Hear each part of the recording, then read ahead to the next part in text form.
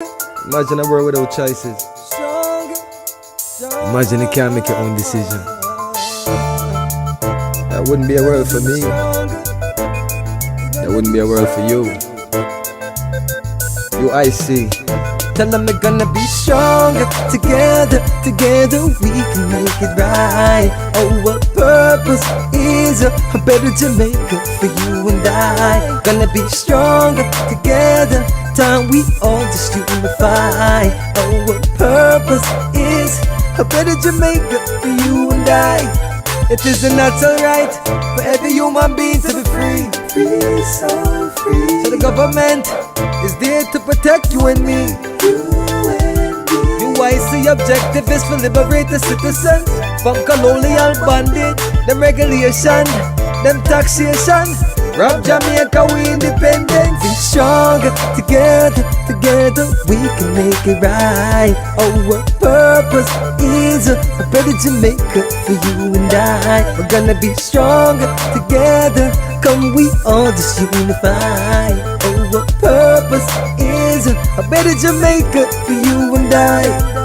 Non-partisan, constitutional Republic of Jamaica. You see the sovereignty of every citizen should be protected. Life, liberty and property of everyone should be equal with safety. Free and orderly social market, that a way all can live and earn it. Gonna be stronger together we can make it right. Our purpose is a better Jamaica for you and I. We're gonna be stronger together. Come, we all just unify. Our purpose is a better Jamaica for you and I. Yeah.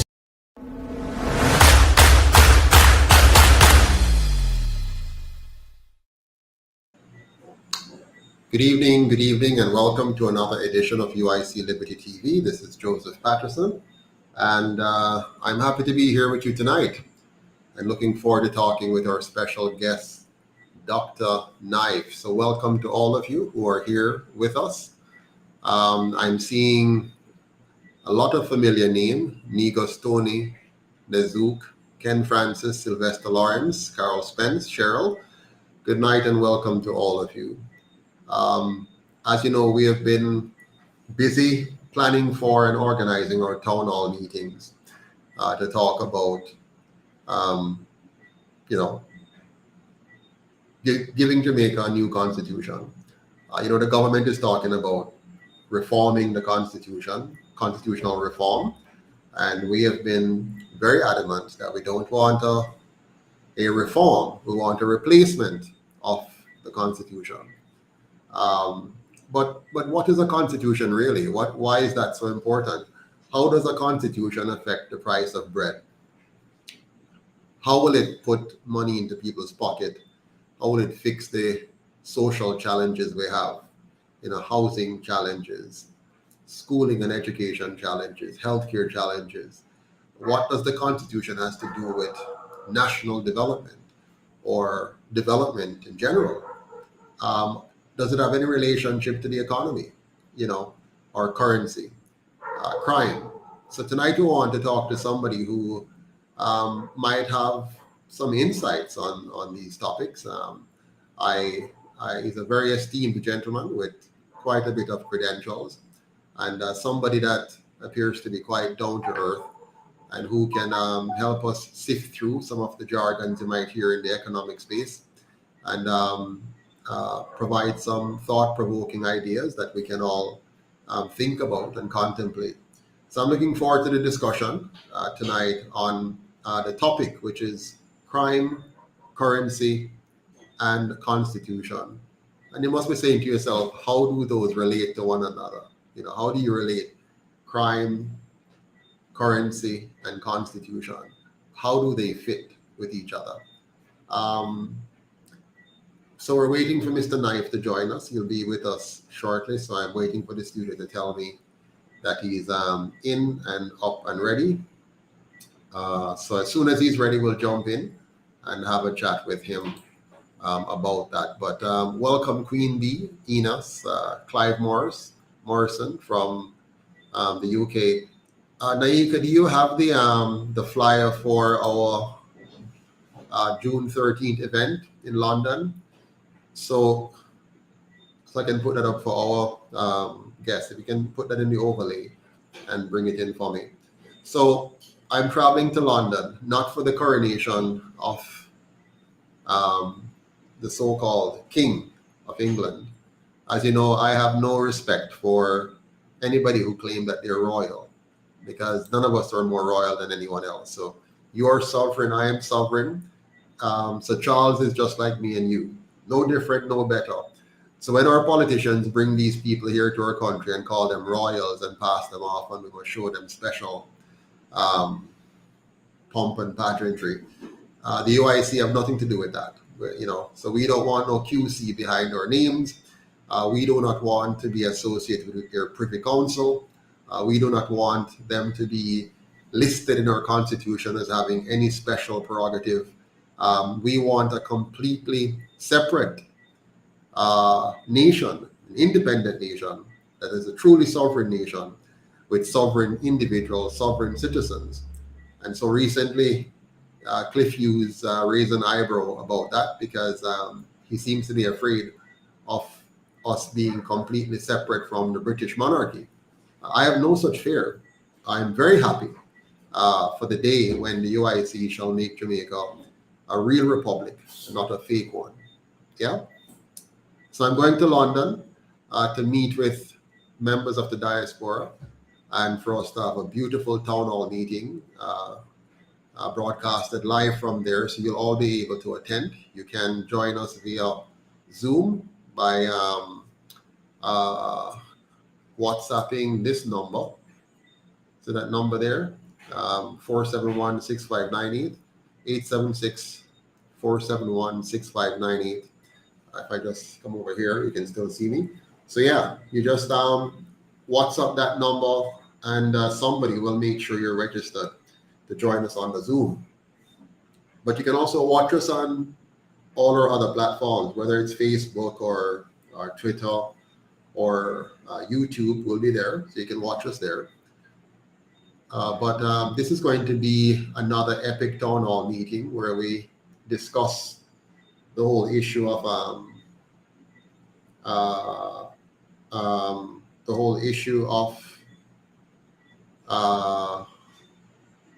the so-called constitution reform that the government is talking about. I understand that my guest is on now, but he won't be able to be on camera, which is quite unfortunate. But let's see here.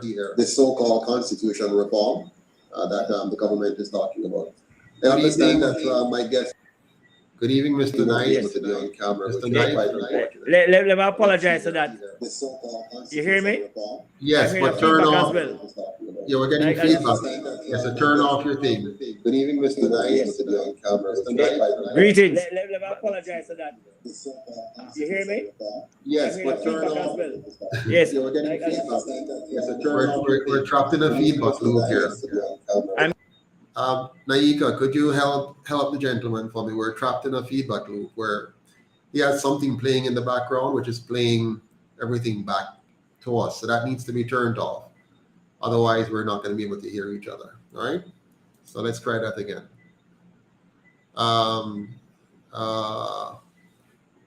Yeah. So welcome everyone again. I see Richard Brown, Sonia Kildare, Sonia Ellis. Thank you for the big up, Mr. Morrison. You hear that the GG will be attending the coronation. Of course, they have to attend and give honor to those that they honor. I wish that our leaders had the same regard for us that they have for these monarchs of slavery. When the Queen was there, I used to call her the Queen of Slavery. That's what she was. And now we have the King of Slavery, and we have leaders who are who seem to love these people. They honor them and cherish them more than they do the Jamaican people. They do not. If our leaders ever loved us the way they love the so-called royals, Jamaica would be a beautiful place. every single street, every single lane, every sidewalk would be so pretty and so nice if our leaders loved us and reverenced us and adore us the way that they reverence and adore their colonial masters. It's such a shame, such a pity. You can tell how much leaders love their country, by looking at the condition of the country. Not when we're getting visitors. You might recall every time we're getting visitors, they start to clean up some streets and paint up some areas and try to move away some fence and so on. Yes, Naika, but I'm not seeing him on, he's ready, but I'm not seeing him here. So I'm not sure. So you let me know when he's really ready and when you can actually put him on screen and we can talk, right? So I'm ready. But as I was saying, my friends here, our leaders do not love us. They do not respect us. The government of Jamaica for the last 80 years have no respect whatsoever for the people of Jamaica. None whatsoever. If they respected us, our country would not be so dirty and nasty and unkept and poorly designed and poorly maintained. But they don't love us. So don't be fooled by whatever they might say. They always come up with some nice things depending on what's going on. But they don't love us at all. We're waiting for Dr. Knife to join us. He's having some technical difficulties, and I see where he's no longer in the room. But I know that Naika is working on it. Gregory's asking, when am I coming to the US? Well, I was worried because I know I was supposed to be there. I was supposed to be there for the what do you call it again? I think it's the Heroes Day celebration or something. We had a diaspora group that was working on that, but I was not going to be able to make it because of the injection requirements. But they have now dropped the injection requirements, so I can in fact visit the US. Because I will not be visiting anywhere that requires me against my will to take an injection to come into their country. So, all right, let's see if this will work now. Dr. Knife appears to be here. Hello, Dr. Knife, can you hear me? Yes, greetings. I'm here. Right. We apologize for the slight challenge that we had.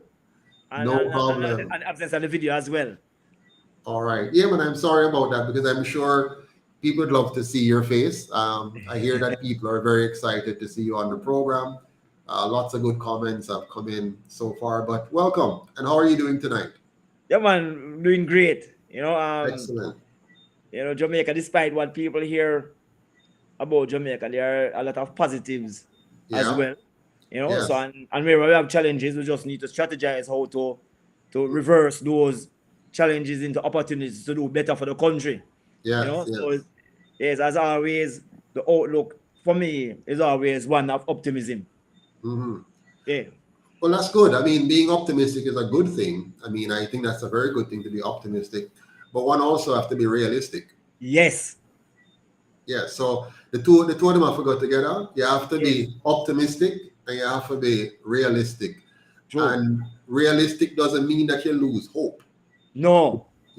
So you have to have something you're working towards, and you have to pay attention to the things that might affect you being able to achieve what you want to achieve. Exactly. And you see, that is part of the challenge I find within Jamaica and some of the decision makers. Mm-hmm. I mean, we might put out some kind of vision for the country. When it comes now to allocating the resources necessary and putting in place the systems necessary to actualize that vision, we tend to find all kinds of reasons as to why we can't allocate the required resources.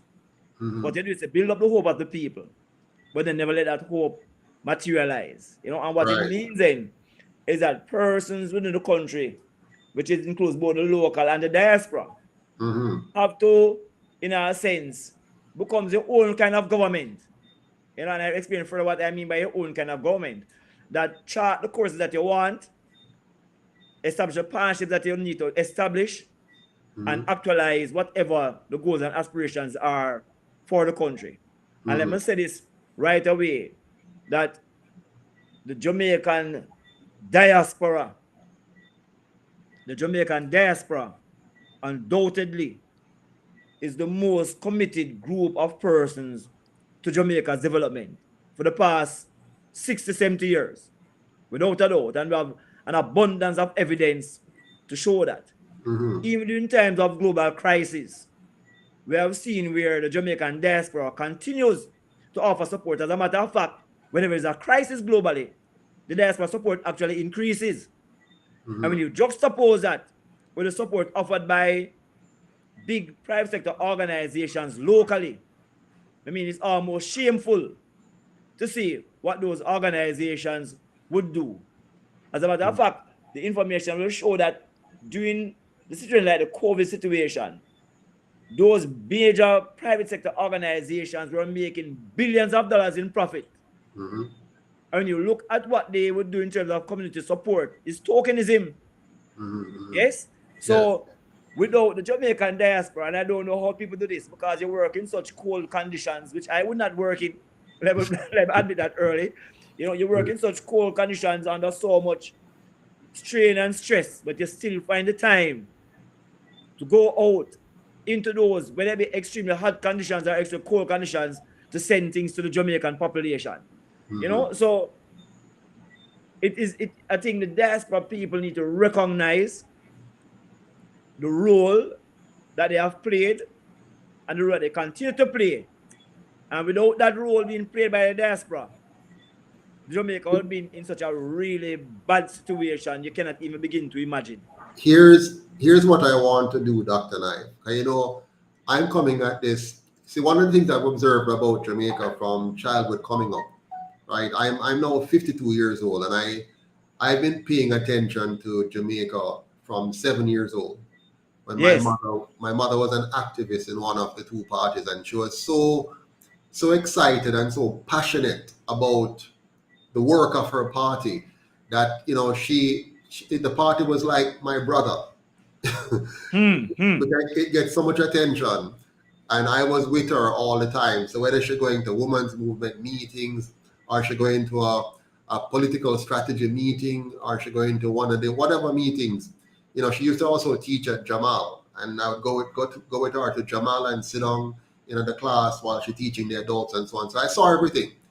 And one of the things I observed about the whole arena of development in Jamaica is that the little people at the bottom are very, very committed and dedicated to each other. And it's where we go wrong in Jamaica and have gone wrong and remain wrong, is that we have taught our people to become divided, selfish, and antisocial over the spread of that period of time. Exactly. So from I was 7 until now, we have become more divided, more separated, more antisocial. Now, when people leave Jamaica now and go abroad, that yearning for connection with the homeland, with their fellow Jamaican brothers and sisters, that yearning comes back and it's revived. And they so long for the country that they left that any little thing they can do to help to have that spirit again of connection with the homeland, they will do it. You have perfect strangers right now in the diaspora who sends money to people here for phone credit, for school fee, for you know, and they're not even family, but they just want to do something. My area of focus in Jamaica is really on building of the social sector. Yes, and we do a lot of research in that area, a lot of community development programs, working over 500 communities across the island through the Center for Entrepreneurial Thinking and Practice. And I'm reading a statement here by one of your colleagues who says that Professor Ying of UWI created a diaspora bank. All right, I remember when those things were happening. Years ago, when we started to have those diaspora conferences, we were just pushing the whole idea of social enterprise and social entrepreneurship, which our team tend to drive that research. And I said, today, the minister to create what is called a diaspora direct not a foreign direct investment, but direct investment strategy that creates the diaspora to come to Jamaica and own the space. But a foreign direct investment strategy does not work. FDI will never work because you're a significant. Now, to my disappointment, we allocate funding to create the diaspora registry. Even to today, the diaspora registry. Now, aware of what is happening. So here's all. Sorry, go ahead. We used to have a program on Power 106 which is called Live Online. I used to be a host of that program. Eventually, I left that program and we learned about the amount of members of the diaspora in Canada alone. 150 different alumni organizations, local programs. You know, you learn applications across United States. Our did that time to the program we had a section in the state, easy transfer of resources for educational purposes because the people So trying to give things to Jamaica. Hold on 1 second. 1 second, Dr. Knife. Your audio is very bad. Let me just do a quick mic check here with my audience. Audience, let me know if you can hear me clearly. Am I chipping up? Let me know if you can hear me clearly. Can you hear me clearly? Let me know if you can hear me clearly. The answer is yes. Okay. So, Dr. Knife, your internet is a bit choppy. But let's try again. Continue and let's see. That might be a problem with internet service. Yeah, you're a bit choppy. I can't hear you clearly at all. I'm saying I can move location. Try a different location. Save it will be better. All right. Naika, work with him in the back there and see for me if you can get any better. Yeah, but while we're waiting for Dr. Knife to come back, I want to speak a little bit on what he's touching on, which is the diaspora. Who is the diaspora? The diaspora are any Jamaicans living anywhere around the world. He's talking about a diaspora registry. We wouldn't need a registry if we simply maintained a proper system here in Jamaica that tells us where our people are. It's not. It doesn't have to be a special registry. It's just our information system that the government maintains. So when you leave the country, they know who has left. When you come back, they know who has come back. Just a basic database, regular database, ordinary database. From birth, you're born. So John Brown born, 1961, and he lives and lives and lives. And if he moves between the parishes, you know that he has moved, he has changed address. If he flies out for vacation, he has left for vacation, he comes back, he's back from vacation, if that's the case, or he has migrated and he has gone for years and he is back again for vacation or permanent. There's no, if we just maintain basic systems, basic governmental systems, we can be quite fine. Now, what we need to do on top of that, though, is to integrate the diaspora into the full system. So welcome back, Dr. Knight. Yes. I want to just share a quick point, and tell me if you agree with this.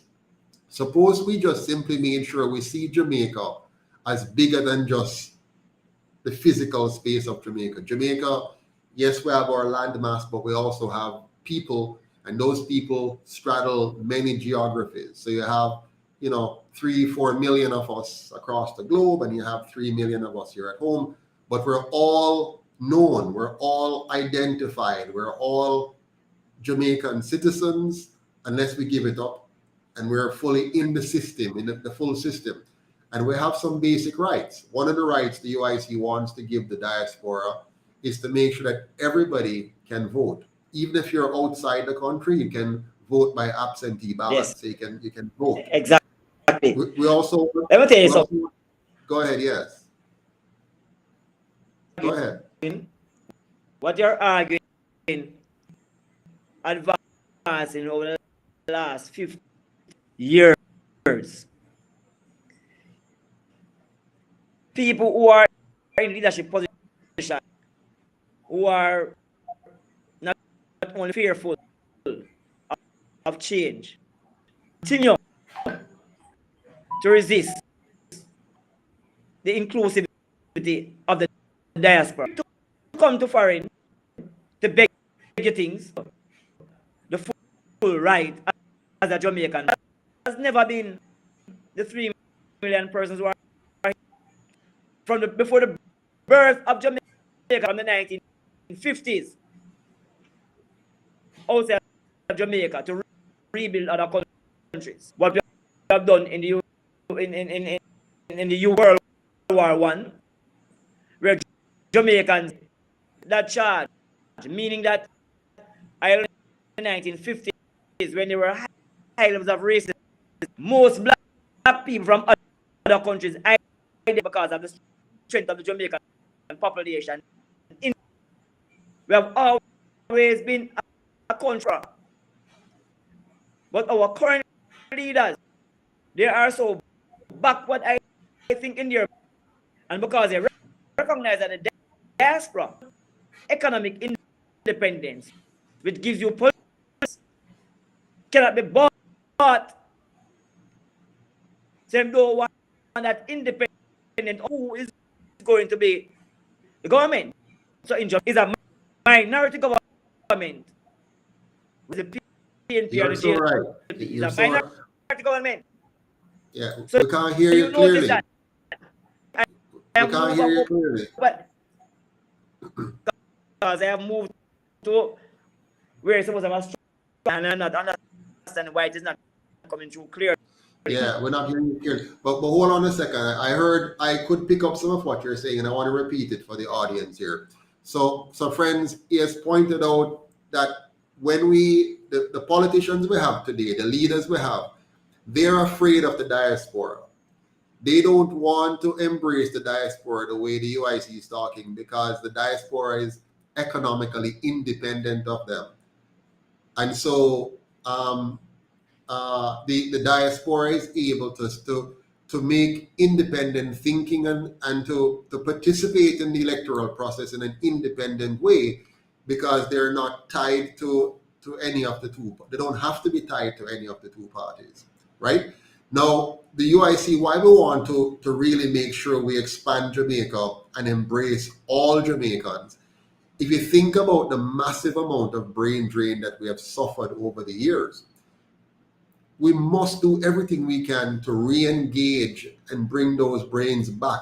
Not even physically back to Jamaica. You can contribute to Jamaica in tremendous ways while you're still living overseas, if the system is designed to embrace your input and embrace your contribution to the process, you see.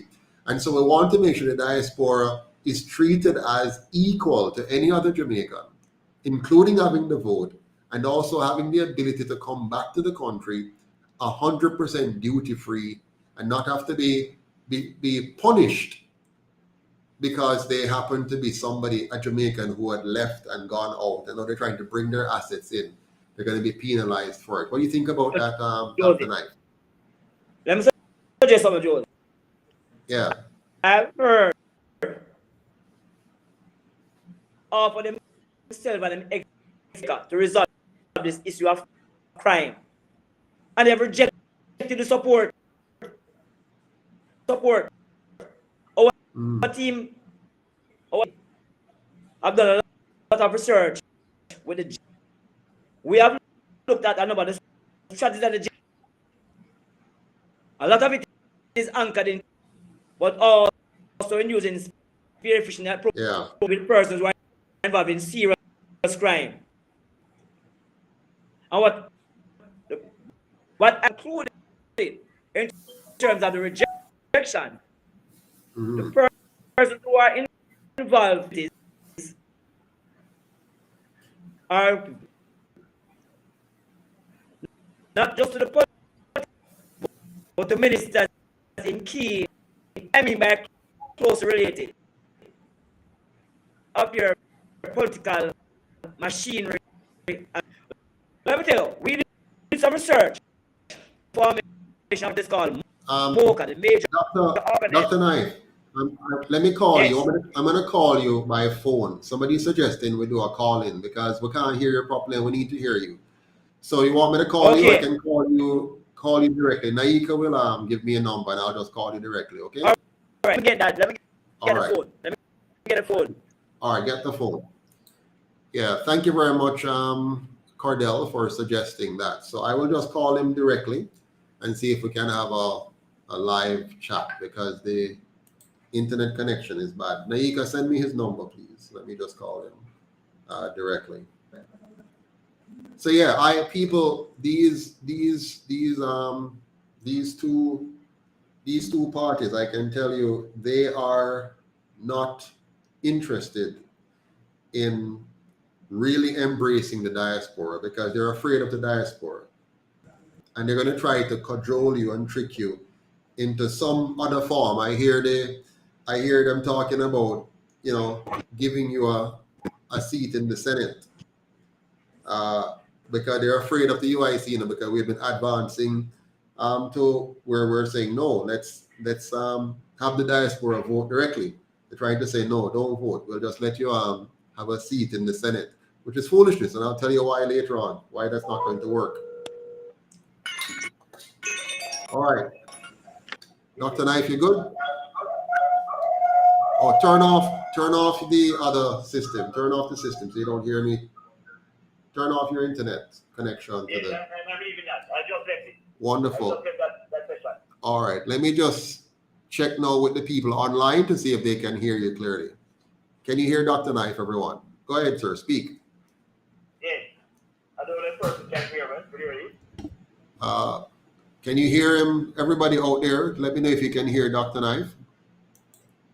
Go ahead, Dr. Knife. Say something else. Okay. All right. So let us continue where we were in terms of the diaspora. Yeah. Okay? So Yes. When the person in the diaspora are consistently offered their support to the Jamaican government as related to fighting crime. Because a lot of the persons here have been a part of the police force in different jurisdictions. Yes. And we have rejected their support. And I'm saying, this is what, and I said it publicly at all times. Many of the persons who are masterminds behind criminal activities are also closely related to both political parties. I've heard. Don't jump. Don't leave this yet. That's a very important point. This is something I've said all the time, You see, our crime plan is focused on a top-down approach. And you just hit the nail on the head when you said the crime connected to those at the very top of the political, even the business sectors in the country. Continue. And I think if you make sure the business, when you look at Jamaica have a crime problem in terms of violence, but a bigger problem in terms of corruption. Yes. As you sign, because we did some research again, we look at what we call the corruption value chain. They like to speak about the JCM and the corruption. But we found out that the JCM is at the bottom of the corruption value chain because they don't go to the street, bribe somebody with a ticket. Mm-hmm. When you go up the value chain, you'll find more and more persons who are associated with big businesses. As a matter of fact, the word coming out of NIA, which is National Executive Action, actually reveals that 1 in every 5 businesses that generate over $1 billion is involved in some kind of corruption. Absolutely. 1 out of every 5 that generate over $1 billion is involved in some form of corruption. Now, in our research, we suggested that one of the most effective ways of deterring corruption is to ensure that any government official, including ministers, who are going to provide oversight for key institutions that on the money, must do a polygraph test. Why did we research a polygraph test? Because even in the JCF that they claim to organize corruption, certain senior officers have to do a polygraph test. And if the police officers have to do a polygraph test, I have not seen why key state representatives are not mandated to do a polygraph test given the level of corruption within Jamaica. And if you look at all research to Transparency International, they can show you that the public think that the government tends to be very corrupt.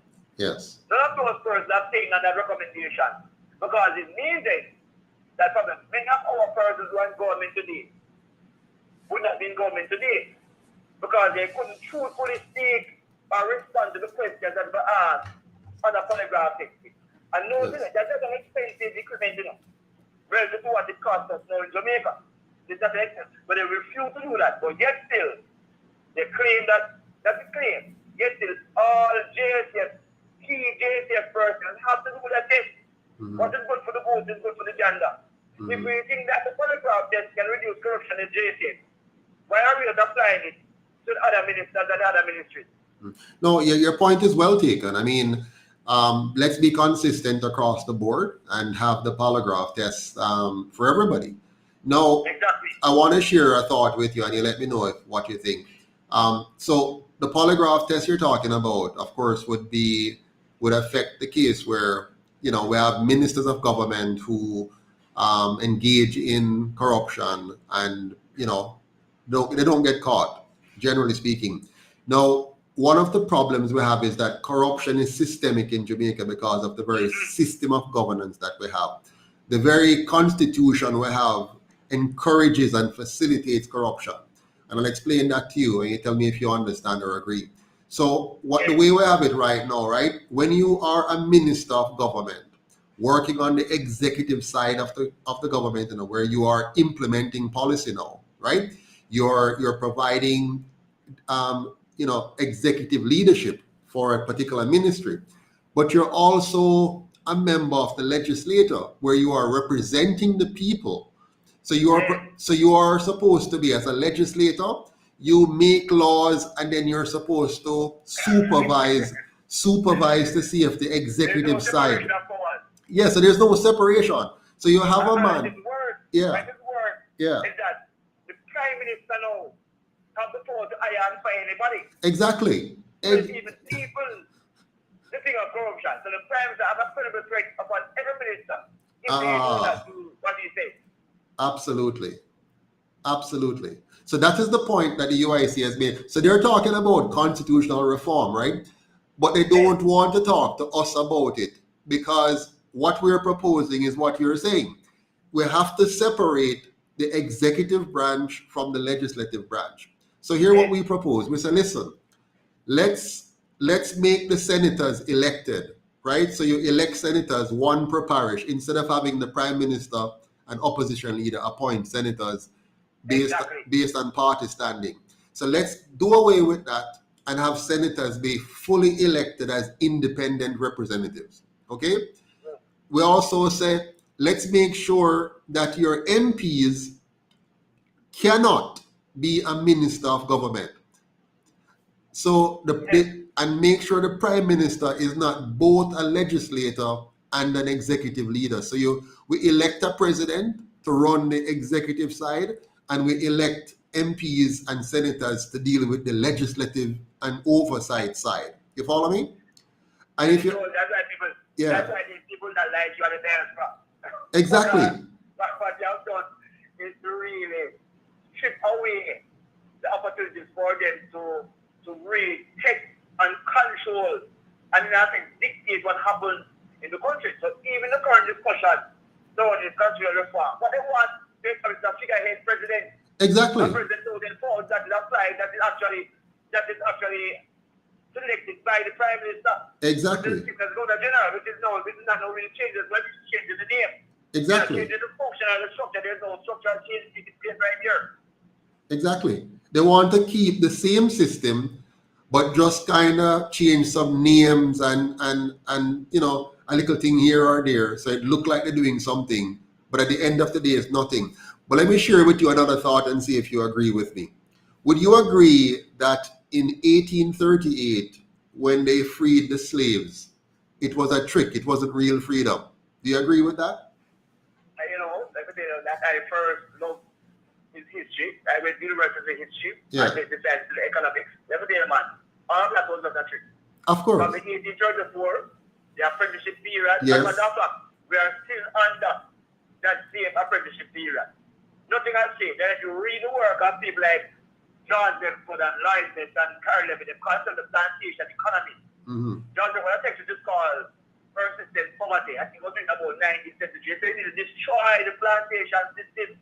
As a matter of fact, the university that I actually teach is the University of West Indies was created in 1940. A number of other universities in 1940. That their function was to maintain the same plantation system.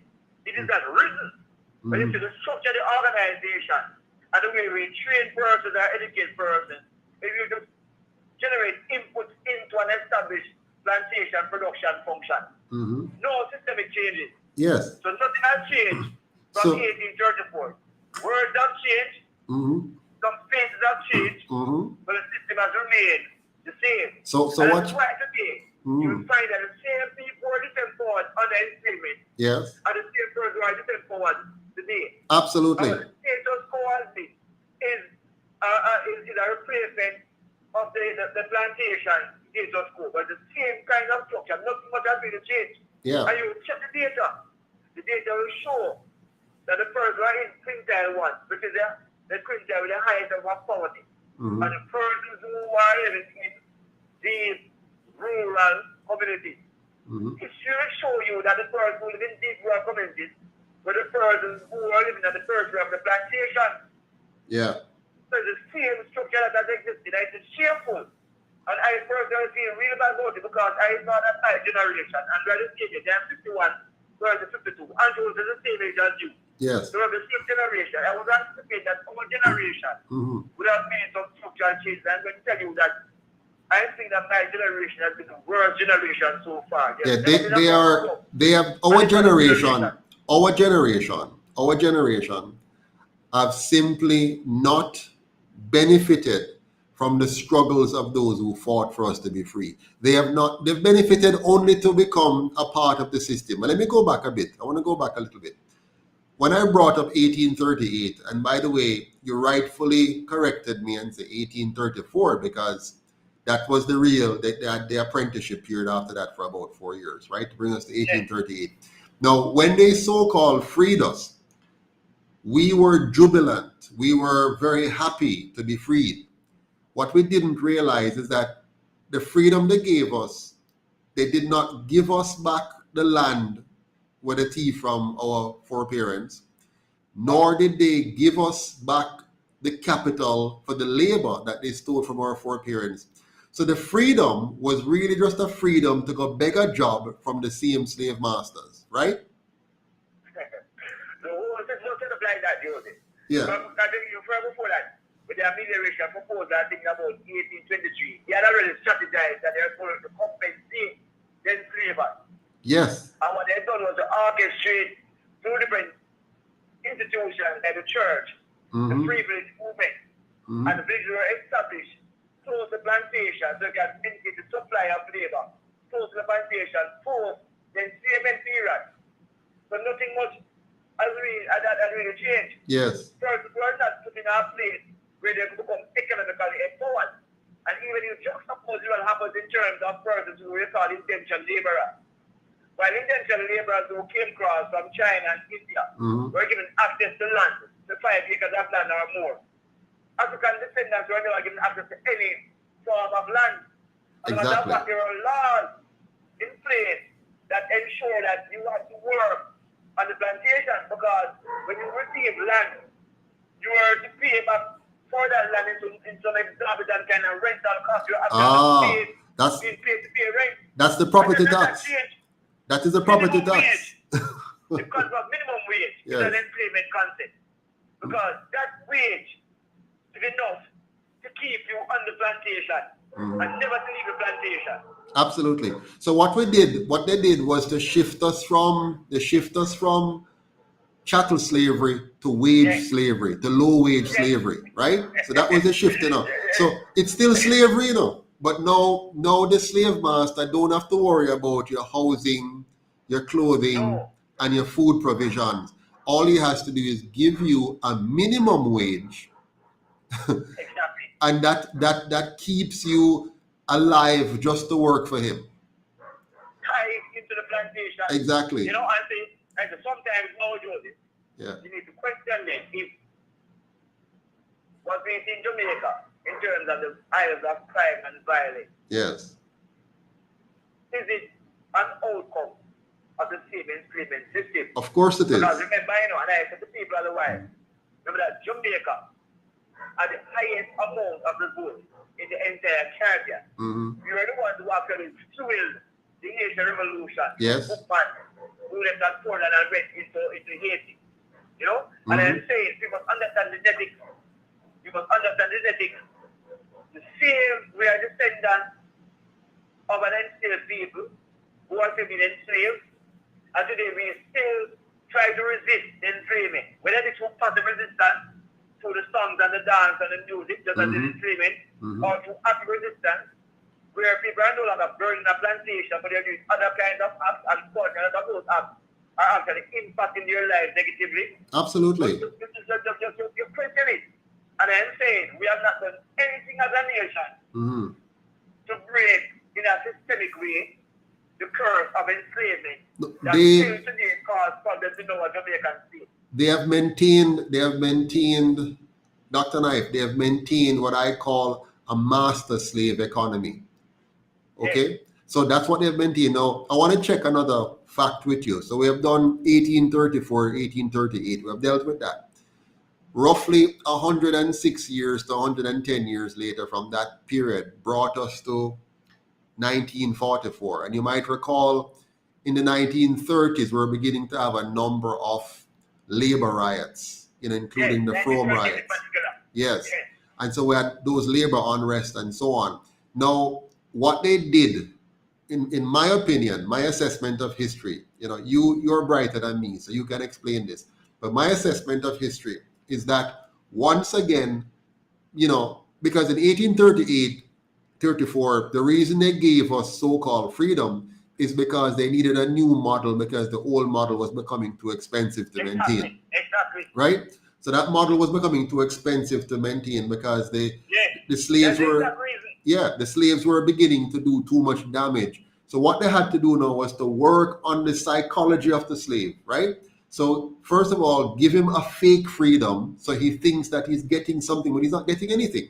You're simply tricking him from one form of slavery into another. No, from 1838 to 1944, 106 years, the same thing happened again. The slave now, that is now a wage slave, no longer a chattel slave, he starts to realize that something not right.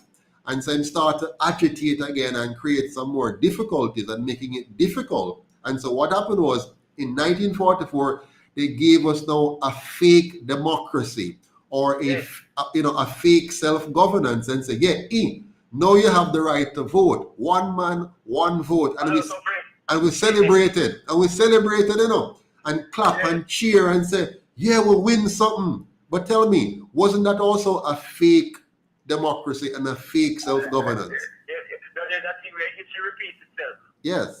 Yeah. It all repeats itself. So if you check it, 1834, 1838, yes, a lot of riots were taking place. Exactly. That's why most things happened in 1834, 1838. The same was happening in Jamaica in the 1930s. Yes? And so it led to this voting of the adult suffragists and also fuel and call it independence because it was also becoming too expensive. Yes. In the 1830s, there was a move towards industrialization, which actually manifested about 1870s. Yes? The same was happening again in the region because just at the turn of the century, you had a depression, you were trying to revitalize, you were going, remember, we were now going into World War II, coming out of World War I, which also had a pandemic in the same 1920s with the Spanish flu. Yes. You know? So all those things are happening. I say keeping colonies were too expensive. This is how keeping people under the plantations was also too expensive. Yes. So independence itself was a way of shifting costs away from those who are exploiting the country to those who are now living in the country. Yes. All these things are planned, which has never changed, to ensure that the wealth of these nations remain in what they call the metropole, which are the former enslavers. And we continue to work to produce goods to feed into those metropoles that we call export. You know? So that is what, so all of these things, we have never delivered economics which reflects our own reality. Absolutely. Never. As a matter of fact, if you look at the political ideology of the parties, when you come to the 1990s, both political ideologies started to converge. So note in the 1930s, when we have started out as a conservative political ideology, which has been the JLP, one have started and the PNP would have been a kind of social democratic ideology. As time emerged, and become more clear in the 1970s, the difference between the ideology, and then the United States stepped in and did what they did in Jamaica. By the 1990s, both parties embraced that neoliberalist kind of ideology. And the neoliberalism ideology says that it is the market and the big capitalists who govern everything. And everything must be turned over to those persons. And from that time till now, all of our development programs have been to support big capital, which doesn't integrate their revenues and their profits into the development of the country. Most of their funds are found outside of Jamaica. Yeah. Let me pause you for a second. I want us to step back a little bit.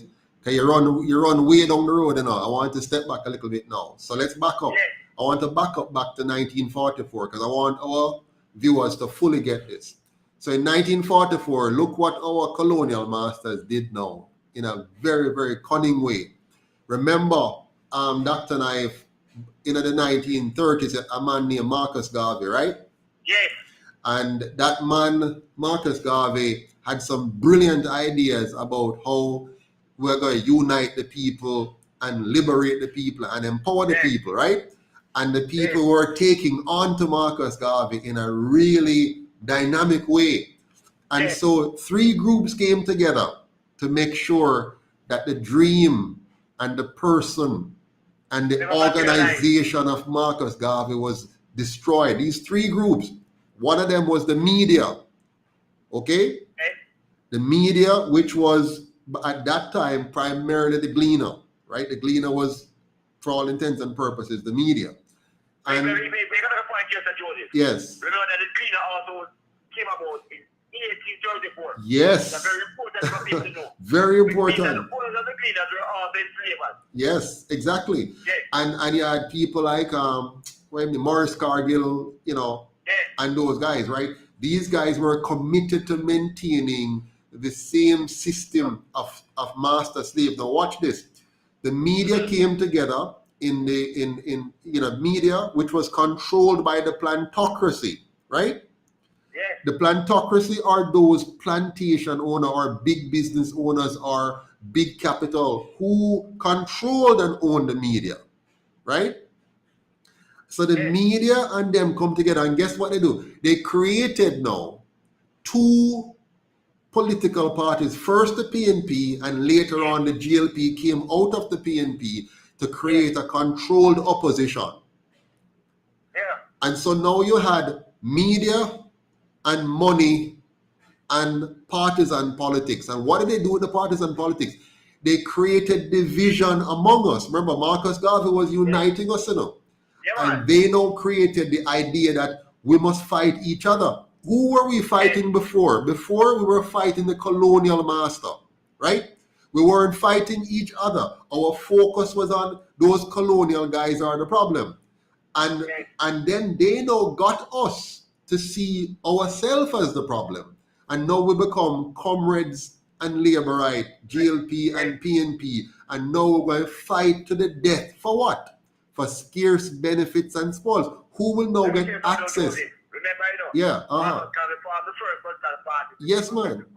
Yes. But importantly to know is that Norman Manley, who was aided by the British government Yes. for the safety Yes. party Yes.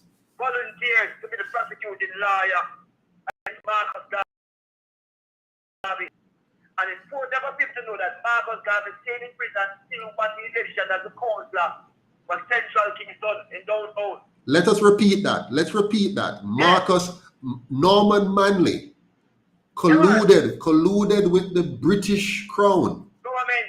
Okay? Norman Manley of the PNP colluded with the British Crown to be the prosecuting lawyer against Marcus Garvey and lock him up, kept him in jail to undermine his credibility and his election. And the people still wanted him, by the way. Tell us more. And I'm telling you, you see, and it's what it is my work that I know. Yes. All the based upon the ideas of Marcus Garvey, because they work here on social enterprise. Yes. And I say to people that Marcus Garvey in the 1920s created what is called the first transnational social enterprise. A Yes. social enterprise is a mission-driven organization that generates different kinds of value, economic, social, political, and cultural value for persons, yes? But it is sustained by an independent, diversified income stream. Then you've got the UNIA model. Yes. UNIA is the overarching organization that entails national development. Come on. What is called the African Communities League, that includes the Black Star Line Shipping Company, which is a big company. Yeah, yeah. There is such corporation which may be called micro small enterprises, MSME, and other enterprises. So when money was generated for the businesses, they were used to support the community development program, including like the Black Cross nurses, Yes. the social program, the educational program. Everything. Marcus Garvey also called the first global crowdfunding platform. But they say it was mail fraud. I sent to prison in the United States for mail fraud. But today, we call them crowdfunding. And it was the same way through those systems. Absolutely. You know, And by the way, and by the way, if you notice, the laws that we have, the laws and regulations we have today around the world, and particularly here in Jamaica, is to suppress any kind of initiative like those. They want to make sure all forms of financing and any form of crowdfunding and any form of investing is controlled by the same set of people, and to marginalize and to oppress and suppress anything that may come out of the people, like what Marcus Garvey designed. Exactly. Because remember, without economic empowerment, You finish. you have political empowerment. Exactly. Because, and so Marcus was the biggest threat to the entire globe. Coming out of the early 1900s that you're thinking about that kind of depression. Because remember that Marcus Garvey organization was formed about 1917. Yeah, man. And right after that, they had the big pandemic with the Spanish flu in the United States. But World War I also ended around 1919. And so when Marcus said that he wanted to have ships, there were a lot of ships being sold at that time because there was no need for the ships after the war. But now Marcus became a threat because all of Europe and America was thinking about going to Africa, to rape Africa, to rebuild Europe and America after the war. Yes. And Marcus will say that we as African people need to be trading with each other. So therefore, those crucial elements disrupted Marcus Garvey's effort. We're saying Marcus came to Jamaica now because Jamaicans always been the symbol of liberation globally. So if you can't allow Jamaica to become what it should be, because it's going to be too much of a bad example for others. Absolutely. Just like undermine the Euro-American agenda. Yeah. And I mean globally, because everybody across the globe, in the Caribbean, in Central America, and in Africa as well, was listening to the voice that were coming out of Jamaica. So Jamaica is a very unique state, and Jamaica has the resources and the potential to become what it really is, which is a global leader. And you think about it, I learned from Michael Witter, and I agree with it. Globalization started with the Caribbean. When Columbus left Europe in 1492, it was the beginning of globalization, and Jamaica and the Caribbean became the center of world trade. The center of world trade. Even today, they're going to go back to that same scenario, where they say that Jamaica is going to go and forward logistics space. So that's how there's a slump in the world economy, and there's an urgency to revive the economy. There's an urgency now to get Jamaica and the Caribbean to be the central state for trade. That's why they expanded the Panama Canal in 2016. It was reopened in 2016, so you can have the Panama ship coming through. These are ships that carry about 9,000 containers on each of the ships. Yes? It has been slowed down because of COVID, but that is just the exact agenda as a Jamaican person. And the person in the diaspora are totally unaware of what is happening in the country. If you want to read the report coming out of the Ministry for Economic Growth and Development, I think it was headed by Bob. There was a plan from 2014 which showed exactly what they're going to do in terms of Jamaica being a logistic hub. Unfortunately, I won't be able to show it because I'm not on the computer, but I've shown something like that. It was the actual document. But at the end of the day, though, Dr. Knife, whatever they plan to do with Jamaica, that plan does not include the empowerment of our people. So they might, and sometimes we're cheering, when they tell us, we're going to make you the logistic hub, we get all excited. We don't realize, it's going to be a logistic hub, but not for we. And we are going to benefit. What you have done, you have to share the information so people can plan. Yeah. So even their plan didn't include you, but you know what could happen, you could start the plan. Right, you could try to fight back. You could try to fight back in a way that makes sense, if you know. But back up a second, Dr. Knife, because I still want to. There's a point I want to nail here, and I think you're helping me nailing this point. So what they did to us in 1944 is critical now. Remember, 1838, it was just blanket, you're free. But by 1944, they wanted to make sure that they sowed the seed of this division permanently. So in 1944, they tried to head off what Marcus Garvey, when he created the first political party, it was to unite the black man against the colonialists. You understand me? So, and then what they did was to introduce partisan politics in the 1940s to divide the black man against himself. Okay? And when they entrenched that in 1944, they tested it out for the next 18 years, from 1944 to 62. They tested it out. And by 62, it was clear that it worked. That yes, we bought into it, hook, line, and sinker. You might recall in the first election in 1944, some independents had won. In fact, independents won more seats than the PNP in the first election. Many Jamaicans don't know that. Okay? So JLP won most because Buster is the most effective politician next to PJ Patterson. You understand?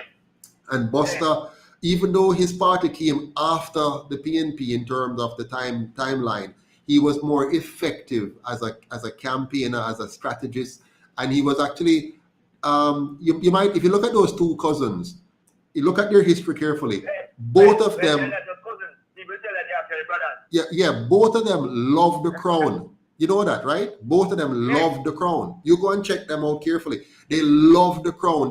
They for them, England, the English crown was something to be revered and reverenced. And you see the same thing in the current prime minister and opposition leader and all the politicians. Most of them that you see in our house, they are afraid of the idea of ever being separated from the crown. They feel like they need to be attached. Now, these two guys were effectively used now, very, very well used, to divide us now, while they still love the crown, So they now groomed us. They groomed us now to stop seeing the crown as bad and negative. Exactly. To the point where in 1962 now, when the next fraud was committed, so fraud number 1, 1838, 1834, fraud number 2, 1944, with the fake democracy, or the fake, you can vote now and you're still at the governor. But in 1962 now, what they did now was they're going to make permanent now the idea of us fighting each other now for what PJ Patterson calls scarce benefits and spoil. Because what it meant now, when you're a party in a power, you're going to get something. And then if your party lose, you're going to lose something. So you must hate your other brother now, because when they're in a power, GLP, PNP, and they built that in and they perfected it between 44 and 62. And when they saw that it was perfectly designed now, they say, we can give them independence now, because this will be a fake independence, because we will still be in charge. We will still be able to divide them and distract them and extract their wealth from them, no matter what you call it. Whether you call it independence, or whether you call it self-governance, or whether you call it emancipation, it no matter. We will still be able to extract the wealth from them while using this distraction that we call party, right? Two parties. We're distracting them and dividing them with this. And so now, come now to 2023. What is the plan now? Again, the people are beginning to agitate. Where do you see that?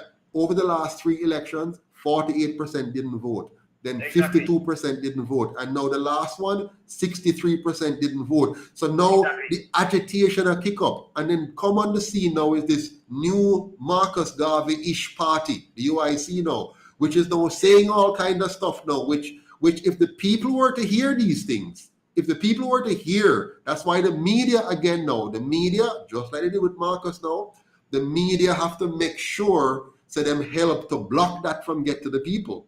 The PSOJ have to make sure they give enough money now to make sure so them two parties do it again.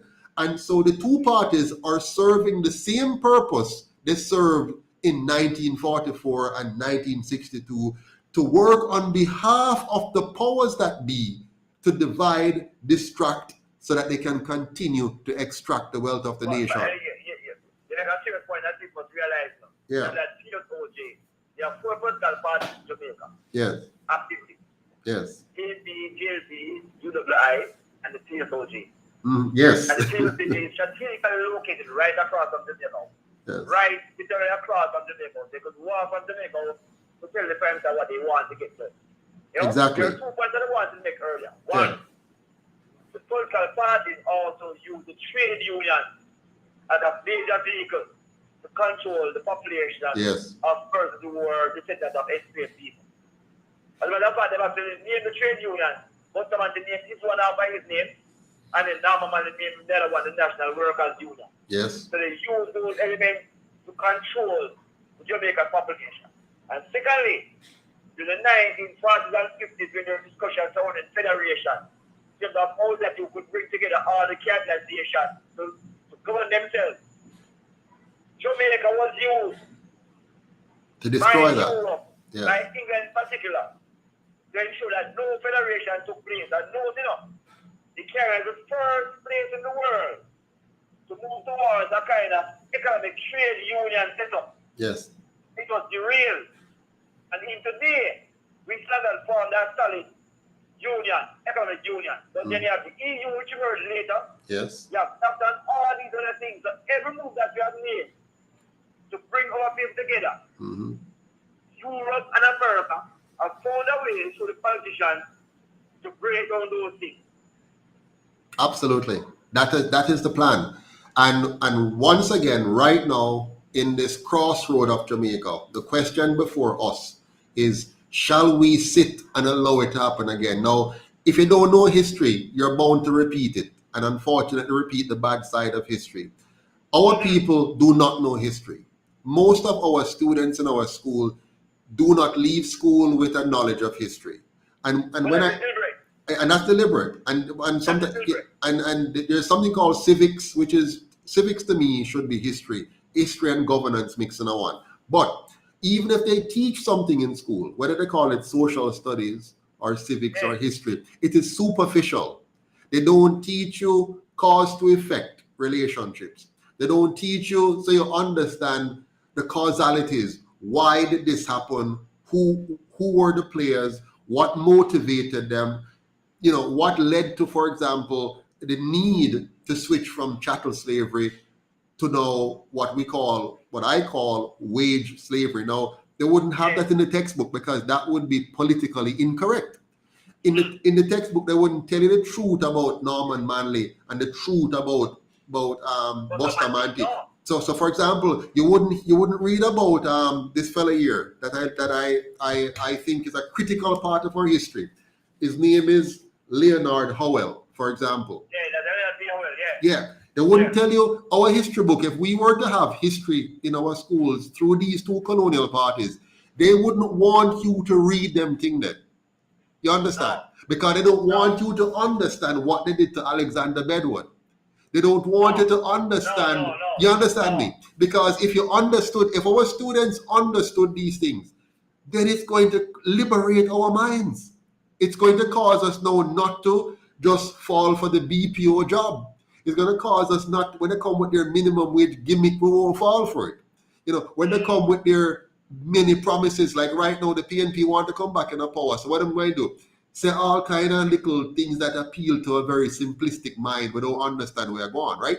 So they won't teach you why is it the Jamaican dollar keeps declining. What is the underlying reason? And I want you to talk about that. Why is it the Jamaican dollar is always, yes, you have moments of temporary stability, whether it's, you know, under the Siaga administration or anything, you know, we have moments of stability. Then you always have the long-term effect of a devaluation.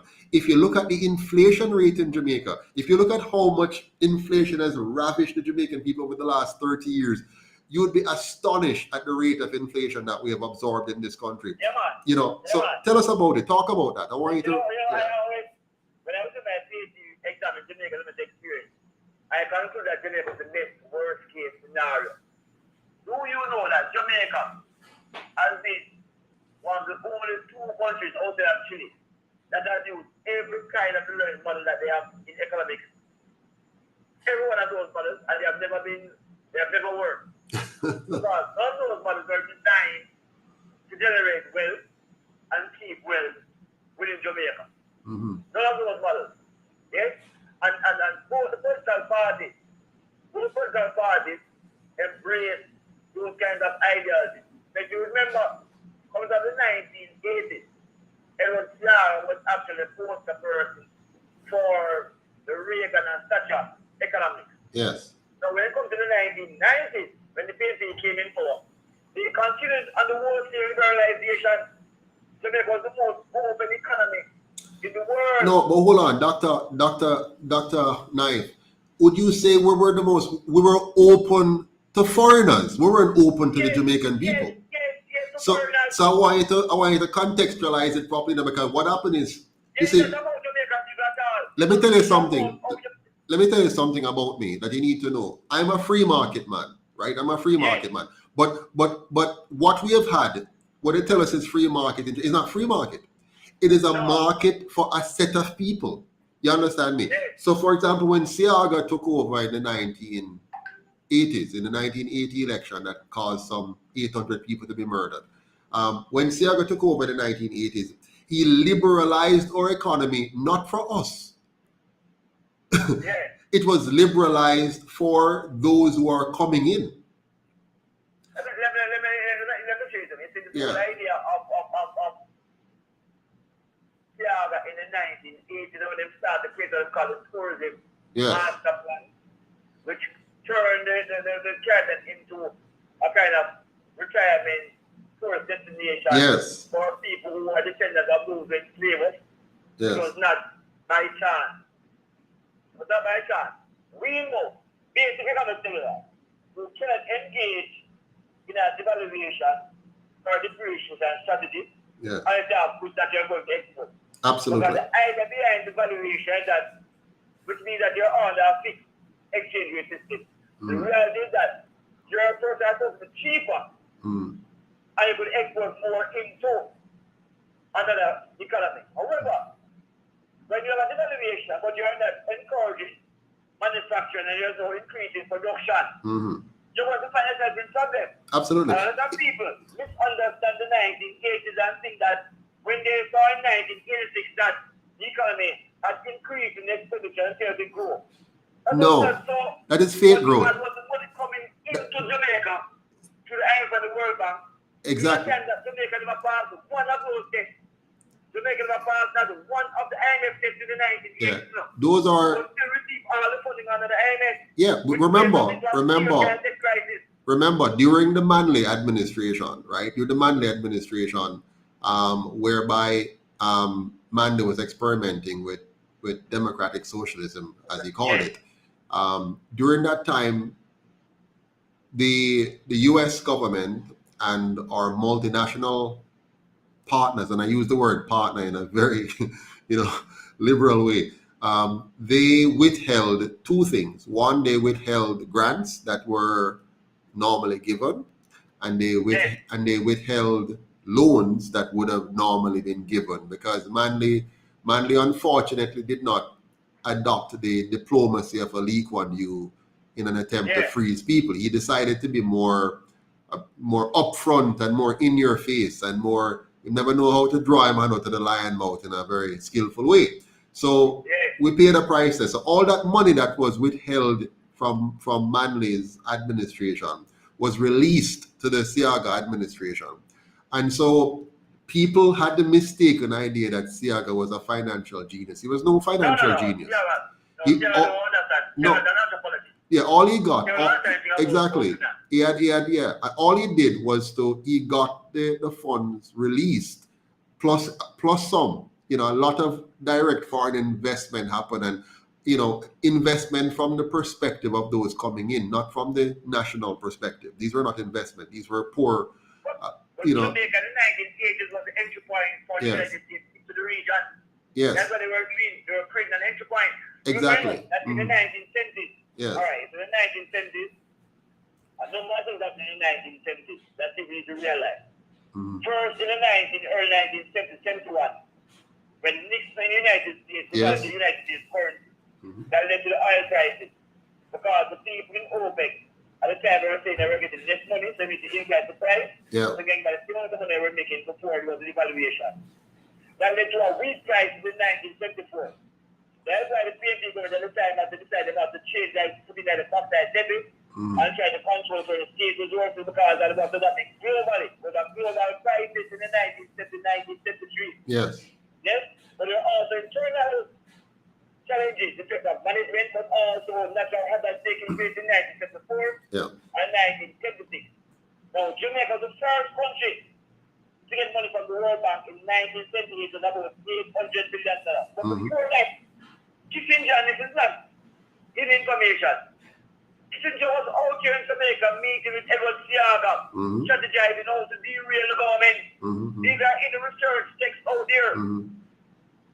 And by the way, just to be fair,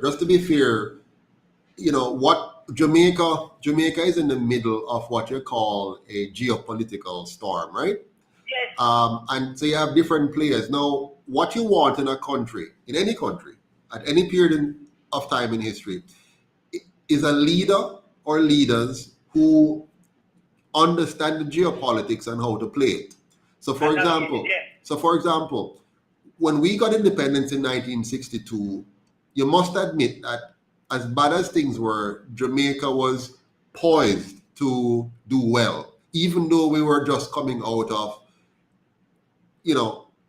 colonialism. So 1967, Jamaica's growth rate of 7 to 8%. Yeah. 1967. Exactly. Now, mind you, that growth wasn't being felt throughout the economy. And that's why I don't just use GDP figures blindly, because that's why the watch out the rest in 1968. Exactly. The islands that were generated, those islands of iniquity, similar to today. Yes, exactly. So you have money. Like, for example, right now, if you look at the bank profit in Jamaica, even during COVID, you look at the significant amount of billions in profits in the bank. So where is that for the people? Why is it the people not seeing it? But I want to make a point here, a quick point, a very important point here. The issue in the 1960s to 70s, Jamaica had everything going for it in terms of the colonial masters. Their impact in Jamaica at the time left one bad things and many good things. We had a lot of well-developed institutions at the time. Yes. We had a lot of infrastructure that was fairly solid. Some of those buildings are still standing today, right? So there are some good things were in place that could have been used. The real lack at the time was in development of our human capital. That was the biggest lack. So you had a small number of people with the technical and competencies, technical know-hows that were either light-skinned people or white people, and a few black people who, kind of make it up, and some tradespeople. So we had a deficit on the human capital side, but infrastructure-wise and institutionally, we were fairly in a very good takeoff position. Now, if you compare that to Singapore in 1965, which got independence just 3 years after us, they now were the reverse of us. They had their institutions and their population was not so well developed because it was largely a military base more than anything else. You understand? And so they were dirty. They were living in a lot of squalor situation, a lot of slums and stuff was there. So their infrastructure was not as well developed like ours. Now, they also had serious internal strife, such as linguistical wars, religious wars, a high degree of communist and political strife going on. Very significant. Now, in the same global space and geopolitical space, their leader, Lee Kuan Yew, was able to mobilize and lead and direct their people in a way that did for them in 25 years what we after 60 years still can't do. Remember, Yes. that people argue that Lee Kuan Yew actually used the models of Marcus Garvey for his development. Exactly. And I'm glad you said that. He used Marcus Garvey because many people think that he came and saw what we were doing. No, read his book. Lee Kuan Yew was quite denigrating about what he saw we were doing in Jamaica. He was like, these people are mad people. What are they doing here?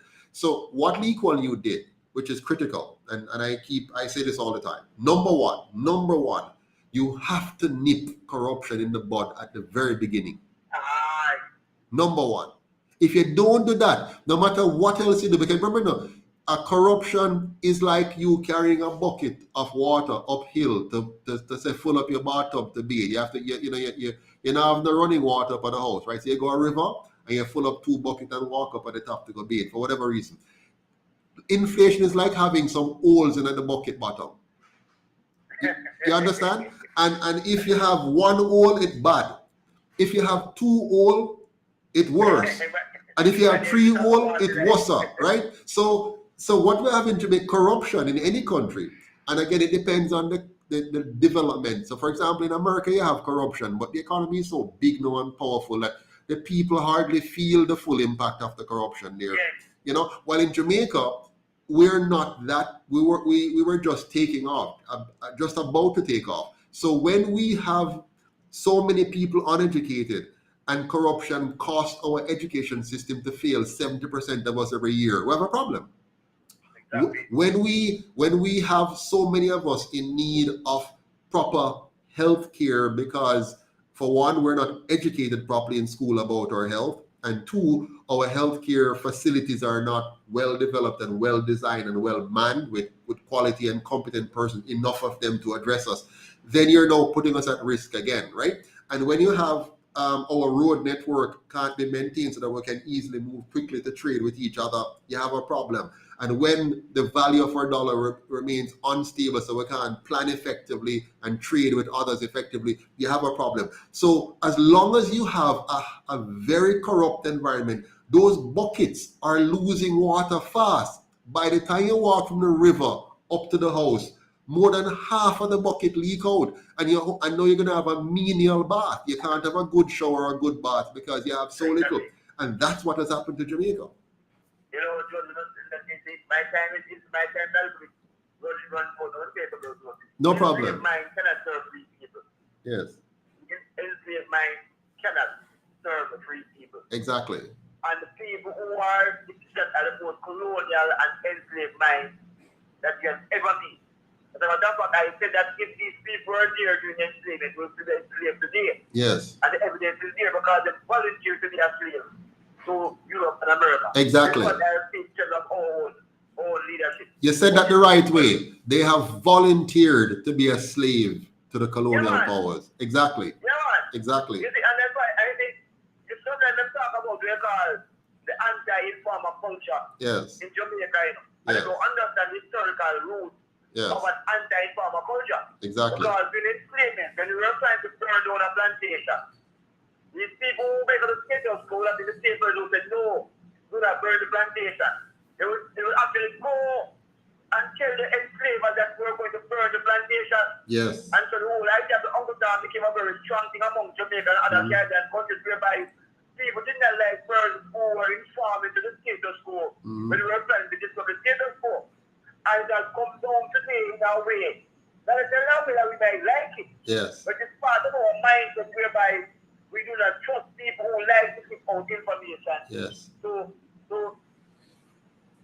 the people. We do not trust those persons. Exactly. You know, and so we need to understand our own development experience and find ways of reversing the situation so that it empowers the majority of the people. But I have not seen where any political parties have a philosophical ideology that seeks to empower the masses. You know, it's all about empowering their own self and their own members of their own party. You just made a very powerful point, and I don't know if you even realize how powerful it is. You just said something that is so profound, and I want our listeners and viewers to catch it and don't miss it. You said that back in the days, there were slaves who would go and inform and tell the plantation owner that there are some slaves who plan to burn down the plantation. You know, so right now as we speak, our political leaders are afraid of us burning down colonialism. Yes, They're afraid of us. Our Prime Minister. Yeah. After he asked the British government to become a part of the Privy Council. Yes. And they're here thinking about removing the Queen. Exactly. Our Prime Minister right now is a QC, a Queen's Council, or a KC now, King's Council. That means the man don't want to leave the system, brother. Only for one leave the system, and me I go and say, and give me the title so we can be a part of your numbers. Our former Prime Minister is also on the Privy Council.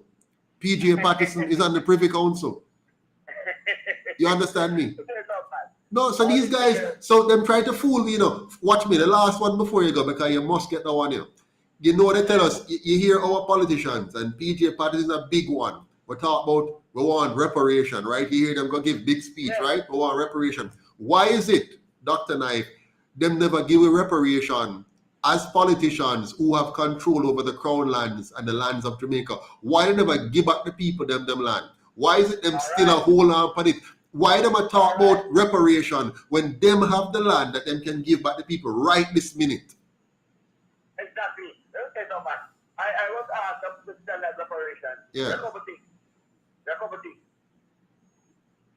And I look at it clearly anywhere. Reparation committees are able by a person who are served and lodged. Yes. A servant and lord is also there to protect the creed.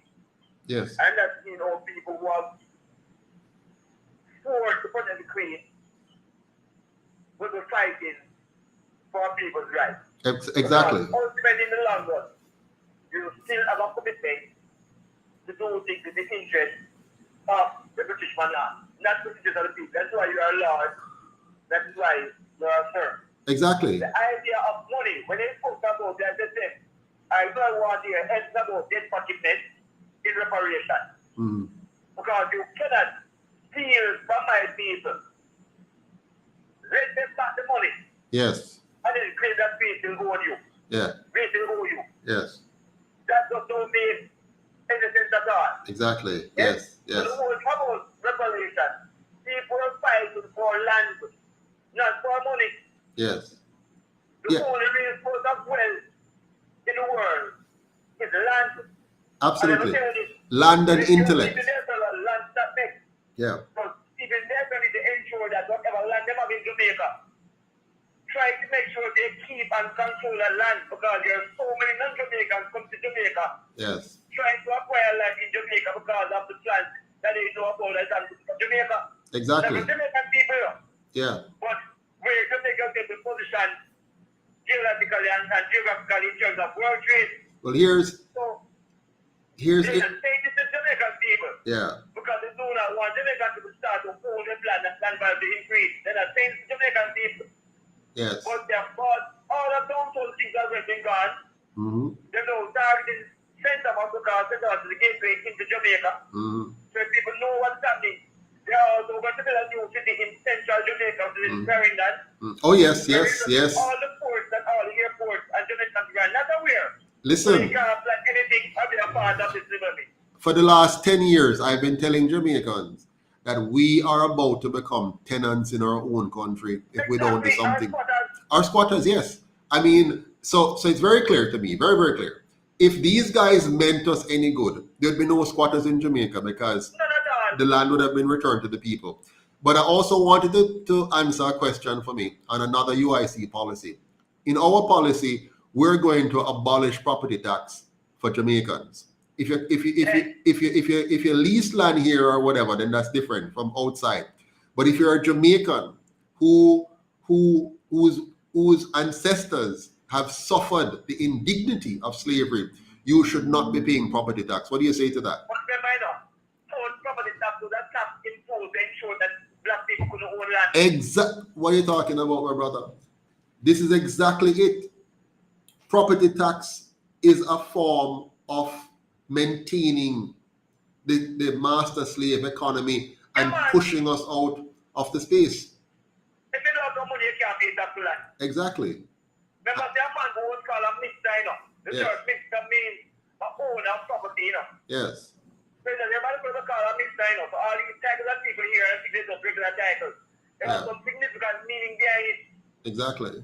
Property tax will ensure that you who do what cannot go in the land because they can't pay the tax to the land. And all the property tax was sent to the crown. It was to the crown. And that's why we're not owners of land. We are owners of land. So still say that to actually own in the land for somebody else. Yeah. That's your land. And I'm telling you, the UIC is determined for us to become landowners and no more landowners. We must be landowners, and that is a key plank of our platform. Reparation in land. Give the people back them land and give the people the freedom from paying rent for their land. You can't buy something and be paying rent on it for the rest of your life. No, you're a rent here. Yeah. You're a rent here. And what they have done, many of them have done that deliberately. Yeah. Because it means that once people do that, this was just in that discussion. If you do not have access to land, what that means is that you cannot generate any significant amount of wealth because land will usually be one of the bases for the right to want to do. If you don't own land, People not owning any power of land. If you don't own land, if you don't own land, yeah. If you don't own land, you have to pay rent, right? Exactly. So who you paying rent to? The landlord, right? These people, hey, listen. Them take me for fool, you know. Listen, the people them take me for fool and they have succeeded at it. And listen to me, right? I don't know about nobody else. But there's no way on God's creation me could have ever bring myself to support them two parties. I'm just being straight up with you. No. I have never voted for any one of them, and I could never bring myself. I mean, I am embarrassed for my mom. My mother, she gave all of her life to one of the party, man. She did everything she could, and she meant well. Everybody who voted for one or the other, they meant well. They were trying. They thought it was, but it was such a massive trick. You can't know this trick now and still continue. Yeah. I find that my generation actually believe genuinely that these political parties would have tried to change the lives of people. Yeah. And that's a Exactly. big lie. You don't realize that's a big lie. It's all about themselves. Exactly. It's about the people. Right now, I tell you something. I see some young people in the parties, right? And I'm shocked. But I chalk it up to one of two things. Either they are extremely ignorant, because you can't be informed and join one of these two. But you cannot be informed. If you are informed and you join them, it means that you're up to something nefarious. If you are informed. So it's either you're uninformed, which means if you're uninformed, you can't be a good representative of the people. Or you are informed and you have decided that you still want to align yourself with something you know that is destructive to your country. But you know, some of them actually think that they could not just going there and change it. Yes. It's like joining the mafia. So you see? But the reality is they can't change because it's not economic to change anything. Yes. Political parties are determined by those who have financial strength. Yes. Because those parties themselves don't have any money. Exactly. They are controlled by private sector organizations. So you are making my point again here. I tell people the GLP and PNP is not your problem. The GLP and PNP, they're nothing without the PSOJ oligarchy. Exactly. Nothing at all. If tomorrow morning, There's a Santa Claus going on. yeah, There's nothing to play with it's a Santa Claus. yes, man, yes. That's the rule. If tomorrow morning, the PSOJ oligarchy decides that they shall no longer give any money to either of the two, that party is dead. If they, for example, when a certain political leader was trying to take the party a certain direction, the PSOJ quickly made it very clear: if you continue, the money are pulled. You understand? And that the party leader had to adjust himself or be prepared to lose the next election. And which is why the UIC is built entirely on the premise of being owned by the people. We will not allow this party to be owned by anybody else but the average men and women here in Jamaica and around the world in the diaspora, with them $25 and $10 and $50 and $100. When you have that broad-based ownership, then you know you can stick to your values and principles. Okay, you see, the truth is, all these things that by chance, Yes. and how they structure the political parties. No. Yes. And that's why you have to fight against Marcus Garvey, because Marcus Garvey will take the political structure and allow it that they will support economic independence. Yes. Which means that the private sector persons could not control what was going to happen. Exactly. And so his model was too much of a threat to the entire global politics. Because you start about how you empower people on the ground, empower themselves, and create a self-governance. Yeah. So the private organizations, the PSOJ members, are able to control a country without even having to get involved in the political discussion. Exactly. So they have to play a voting role. They play a voting role until they need to strengthen one over the other to decide who's going to be in the government. Yeah. It's going to be interesting to see what's going to happen to Jamaica now. Yeah. Because an election is going to recall. There's been significant delays in the local government election. There might be delays in the national. There will be delays also to participate in the national election. And so, what is going to happen to the country when you can't delay any further? Yeah, but in the end, right, what the outcome, and I'll tell you this straight up, they know the outcome already, right? Unless it doesn't, if the games that they're playing now with putting off elections or playing, whatever they can do, the two parties are seriously competing, which they normally do, because there are benefits to which party win. They're localized benefits, right? They're concentrated benefits and dispersed costs, right? So regardless of what, the two parties, they're going to fight vehemently to win, right? But those behind them, the PSOJ oligarchy, wins no matter who wins. Exactly. Because if the GLP retains power, it doesn't change anything for the PSOJ oligarchy. And if the PNP wins power, it doesn't change anything for the PSOJ oligarchy. The only people who matters in that are those very close to the party. So for example, if the PNP wins the next election, those very close can expect some corrupt money.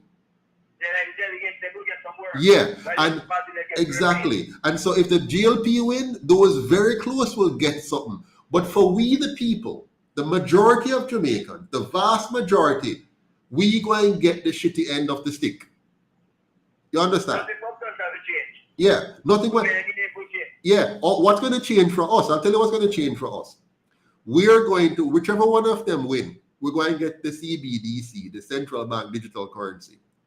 Whichever one of them win, we're going to have more devaluation and we're going to have more economic hardship. We're going to have more, have low wage jobs. We're gonna have more Chinese buildings, more foreign ownership, less opportunities for Jamaicans, more of us wanting to leave the country to go find jobs somewhere else because of the sufferation. So regardless of which of the two you vote for, the only people who are, and they're going to fight hard, by the way, those who are dying for hunger right now on the PNP side, they're going to fight hard for win so that they can win and get little something more on top of what they're getting now or not getting. And those on the GLP side going to fight hard for win for all on too. The taxpayer purse string. You understand me? So they're going to fight. It's the 63% of us, the 70% of us who are not directly associated with the corruption gravy train who will suffer the indignity of the continuation of the master slave economy. And I say, no, you have to be careful because it's the youth in the country. Yes. They can fool one to one.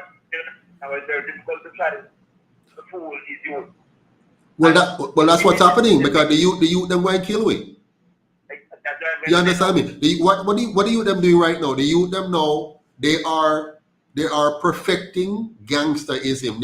They're perfecting how them going. What this prime minister's policy, the SOE, the state of emergency, what he has done is increase crime franchises. Okay, so by the state of emergency, he has taught before the state of emergencies, the excessive use of it. You used to have, enclaves of crime, like, the designated places where it was, the gangs were particularly clustered. Because of the SOEs, he has now helped them to move around and learn and get engaged with other areas and build more franchise operations. So now all 14 parishes are now fully engaged in the development of gangs and gang franchises and murders and crime. So what the Prime Minister has done is actually disperse crime more across the entire nation. You understand? Sorry? Yes, of course. Jamaican, we need to have this discussion and this thing because Jamaicans really don't understand what's happening. The SOEs, the SOZO has been a really big opportunity for people to make a lot of money in Jamaica under the president that we're trying to resolve the problem of crime. There's no meaningful effort to try to resolve crime in Jamaica. No. Absolutely not. In fact, they benefit from it. Yeah. We do research that will show that people were increasing trust and confidence in the JSA. And I have seen where non-governmental organizations deliberately went out to break down the trust in the JSA in an effort to get people to provide the more security services. But the irony is now with that, but the crime being targeted to security companies where these youth are stealing or holding up armored trucks, whatever trucks they are, taking away their money. I mean, the same security company now say that the JSA must come and help them fight crime. Yes. And on top of the advice to the government, to the minister, is one of the managers of those firms. And I'm saying to myself, he cannot manage to secure his own company assets. How can he be advised to the state on how to secure the assets?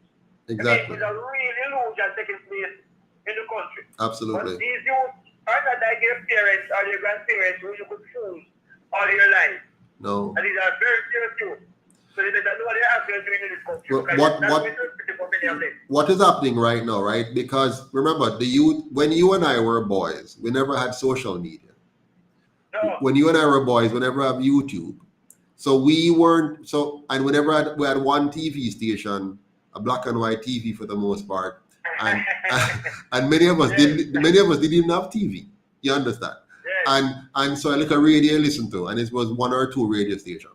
Now you have today the average young person is, here's the funny part, he's less educated by school than you and I were. Okay? Yes. Less educated by school than you and I were. Is more educated by the world than you and I were. Yeah, I mean, you understand? And he has access to far more information than you and I had. So we had to, like, for example, when you and I want to research something, we had to go to the library when it's open, and we had to sit there with the reference book. We couldn't take the reference book home with us. You understand? And the reference books were usually kind of old and outdated, to be honest. Today, yes, today, a young man who have less education than you and I had is able to go online and learn how to use a gun in full details. Him can learn how to rob a store in full details. He can watch movies and techniques and strategies like you and I could never imagine. And him can sit down and talk with him friend and plot out more. And him can coordinate with him friend who gonna St. Mary or St. Thomas on the phone. You and I remember when I wanted to talk to my girlfriend, right? Back in the day, right? My wife I've been married to now for 29 years. I had to leave, jump on my bicycle, and ride all the way from Meadowvale in Portmore all the way to Ensom City, a Spanish town. You follow me? To go talk to her and then ride back over. No. Really? I went there too. I went to Griffith Park College for a little bit too.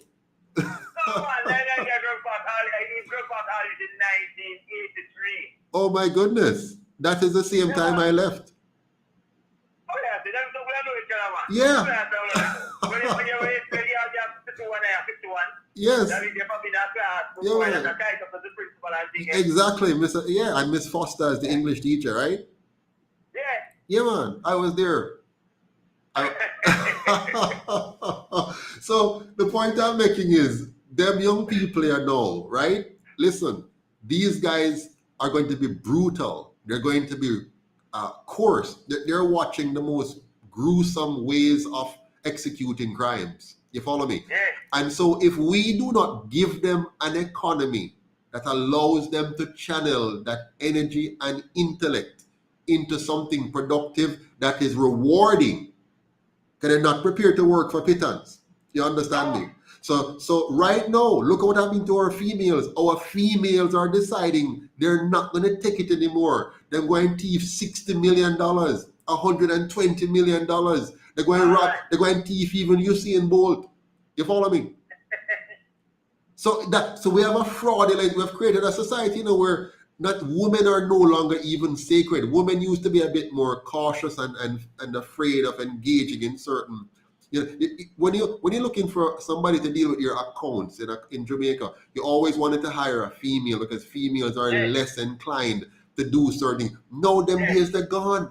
The females are doing a better job than the males of thieving. Yeah, let me just write that. Anyway. Yeah. So. But it shows them of desperation. Exactly. Frustration.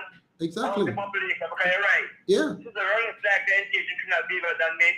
Yes. And for many years, they sat down and watched the men steal the money. Yes. While they did all the work. Yeah. So they decided not to do that anymore. Exactly. And also, this is the result of the kind of governance or the aspect of good governance that we have experienced in Jamaica over the last 60 years. And so it actually is even worse than I think, because when the fathers are doing those things, how we do boys are genetically tied to their mother. Yeah. When a youth sees his father involved in certain other women involved, it's going to say to him that it is not as bad as you think. Exactly. He can practice that as well. Listen, when you have a very serious situation. when you have manna thief and the girlfriend or the mother kind of just put up with it in the background and whatever. But now when you have the man a thief and do crime and the woman a thief and do crime, what do you think will happen to the picnic? It is. You understand? Before. However, yeah. Let me just say that again. I always think to a particular list. So we know what the challenges are, and if we know what the challenges are, we have to strategize as to how we can address it. Yeah, man. This is the reality. We look at the global platform that we have, and this kind of dialogue that can take place.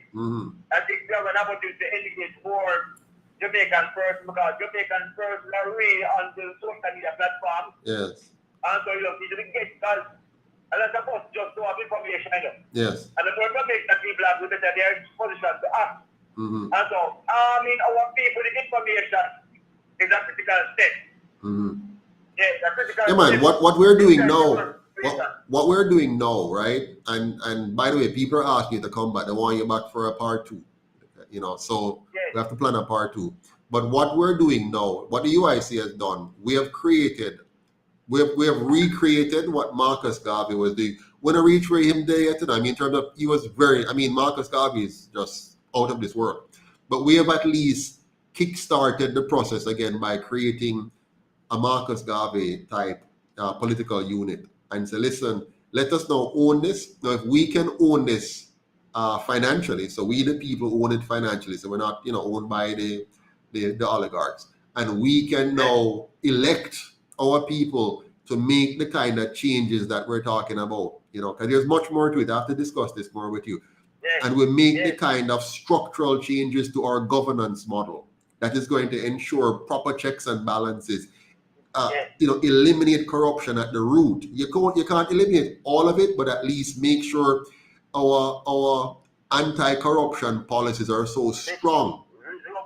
So robust that we don't suffer from that no more. And then now we attack our education system to really bring a liberating education system. So now our young people have the skills and competences and the thinking, the thought process that is beyond the Eurocentric model, and now re-engage us at the Afrocentric level. You understand me? And give us a spirit of self-reliance, a spirit of confidence in who we are. Because I'm trying, because I think we have so much in common in terms of our thinking, because we also started the Marcus Garvey movement at the university like over 20 years ago. There's a paper that we have written on the business model that Marcus Garvey applied, which I can share the website, the email address, I can share that paper here as well. Because yes, man, please. Model for the UNIA.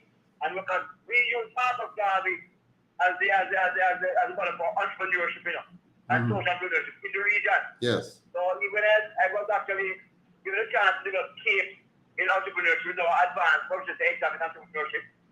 And you look at the things that we are doing, Marcus Garvey was the model that we actually use as well. So Marcus Garvey, and I thought that from argue that why we don't have Marcus Garvey in the curriculum. Exactly. I know when it's about Marcus Garvey in the curriculum, but they're saying that anybody who's a lecturer or a teacher can actually incorporate Marcus Garvey ideas in their classes, because it was always just Marcus as examples. So I say that sometimes people are distracted by what they explain was no more to do. Well, one of the problem, what they are in a position to do as well. Dr. Knife, one of the problem with that though is because most of our school system is geared towards exam passing, right? And so they're teaching to the curriculum to pass the exam because that is the outcome. When you have the UIC model of education where it's more about building competencies now, then you shift away from that. Their model, the teacher is inclined to do that because the results are going to be dismal so that's the problem. That's the problem. Yeah. But what we do know is you're right, because what I did at university, I do not use exams at all. I mean, I get a chance to design a degree in entrepreneurship. Yeah. So you that is called reverse classroom, marker and experiential learning. I do not use any exams at all in my course. Exactly. So it's fully experiential. Go out and do what you have to do. Yes. So I have that kind of liberty as well. So you learn by doing. And you see the connectivity with things. Yeah, man, perfect. Well, when I teach this memory, you can keep memory on your phone. Exactly. You know that you have to process information and that you master information by then you leave the graphic. Listen, man, we have to link up. We have to link up because you understand the thing. I want to thank you very much for being on tonight. Everybody love what you're saying, and we want to get you back here as soon as possible. So thanks again for your time. Really appreciate it. Have a good one until we talk again. Yeah, man, give that. Take Respect. care. I need a party one to come out as well. Yeah, man, respect every time. Take care. Bye-bye. Ladies and gentlemen, you heard the goodly Dr. Knife. That was a very lovely conversation. I wish we could carry it on all night. But more than conversation, we have to get practical, right? We have to make sure that we're building solutions. The UIC is a solution party, a solution movement. And I know people like to criticize me and say how much more I should do. No, how much more we should do. We. So stop looking to Joseph Patterson and say, me figure do more. You come and join the movement. Nobody will stop you from joining. All the brilliant things you want me to do, come do it. So go onto our website, uicjamaica.com, hit the button and say join, and hit the button and say, I want to volunteer, and hit the button and say, I want to donate, and come and join me. If you think, for example, that you can be a better leader, no problem. Come, because we will elect you to lead the movement if you are a better leader. And here's the funny thing about the UIC. It's not leader-centric. The UIC is principle-centric. So we're driven by principles. And our principle is based on the same ideologies of Marcus Garvey.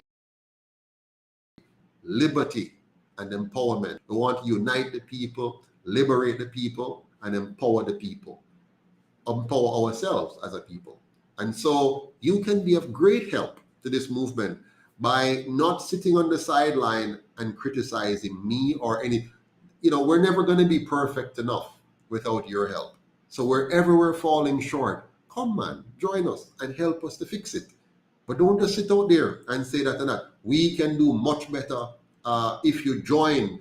Bring your talent and your skill here. The UIC is called UIC for a reason. United Independence Congress. It's uniting independent thinkers in a circle, a Congress.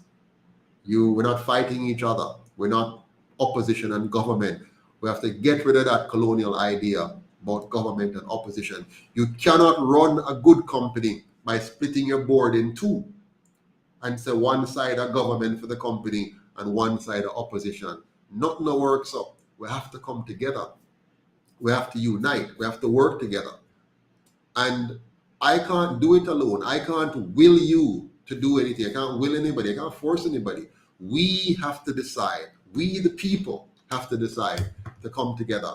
And that is why on the 13th of this month, I'll be in London, UK, uniting the diaspora in the UK around the idea of not reforming the colonial constitution, but replacing the colonial constitution with a truly Jamaican constitution, one that will protect our individual and our collective sovereignty, one that will not only unite our people with a non-partisan system, but one which is built on liberating our people by protecting your right to your life, your liberty, and your property, and returning the land that was stolen from your ancestors. Yes, stolen. Some people think it wasn't stolen because they follow some kind of idea that, Jamaica doesn't belong to us. Jamaica belongs to us. Jamaica belongs to your grandmother and grandfather and your great-grandmother and great-grandfather. This is our land. And don't make nobody fool you. And for 80 years, these two parties have withheld this land from us, telling you must slave and buy it back. And then they make up all kinds of schemes, National Housing Trust, Land Reform Office, and whatever. All of those are foolishness. The land should have been returned to the people from day one. And so your mother and father had to slave and try to buy one little piece of land or buy one of the matches box houses from NHT and slave to build it. Yes, you have to build your own house, but the land was yours from the beginning. And so the UIC is going to return the land to you, but you have to play your part. Don't sit there and wait and say, okay, let me see what the UIC is going to do. This land will not be returned to you if you don't fight for it. Freedom isn't free. We have to fight for freedom. We have to fight for what belongs to us. And so the UIC is here as an opportunity for you to fight for what is yours. Fight for it. Join me. One Jamaica, stronger together. Thanks again. See you soon. All the best and have a good night.